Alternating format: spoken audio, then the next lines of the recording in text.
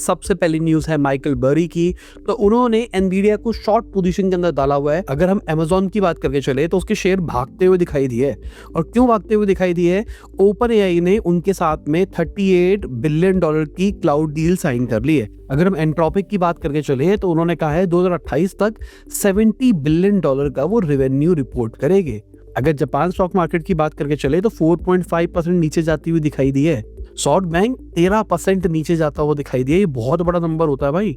बाकी इंडिया के अंदर मोबीक्विक की बात करके चले तो Q2 का उनका लॉस 8 गुना बढ़ता हुआ दिखाई दिया है भाई। बाकी स्टड हेलमेट के आईपीओ की बात करके चले तो 72x ओवर सब्सक्राइब होता हुआ दिखाई दिया है फाइनल डे के अंदर। इसके अलावा पाइन लैब्स का भी आईपीओ आने वाला है। वैल्यूएशन 40% नीचे रखी गई है जो लास्ट फंडिंग राउंड था उनका। बाकी लेंसकार्ट के आईपीओ की बात करके चले तो 29x ओवर सब्सक्राइब होता हुआ दिखाई दिया है फाइनल डे के अंदर वो भी। इसके अलावा पेटीएम की बात करके चले तो उन्होंने 21 करोड़ का प्रॉफिट रिपोर्ट किया Q2 ऑफ फाइनेंशियल ईयर 26 के अंदर।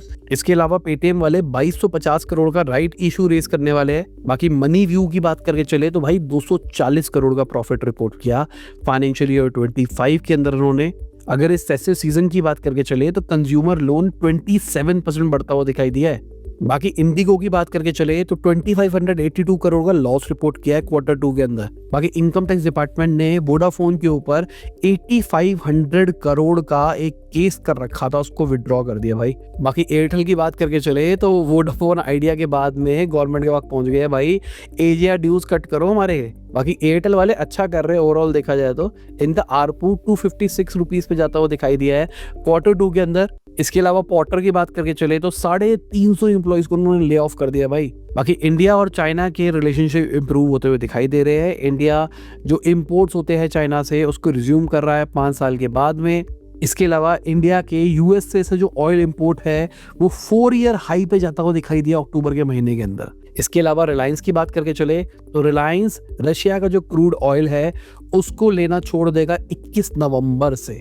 इसके अलावा बांग्लादेश की बात करके चले तो वहां की गवर्नमेंट अडानी पावर की डील को कैंसिल कर सकती है। बाकी स्टारबक्स की बात करके चले तो 60% अपने स्टेक्स चाइना के बिजनेस के अंदर वो $4 बिलियन के अंदर बेच रहे हैं। बाकी जोहो मेल ने $100 मिलियन का एनुअल रेवेन्यू हिट कर दिया है भाई। बाकी एचपी की बात करके चले तो उनका कहना है कि उनके जितने भी पीस है इंडिया में बेचे जाएंगे आने वाले 3 से 5 साल के अंदर, वो सारे के सारे लोकली बनाए जाएंगे। इसके अलावा एनसीएलटी की बात करके चले तो उन्होंने व्हाट्सएप को यूजर डेटा शेयर करने के लिए अलाउ कर दिया है एड्स के लिए।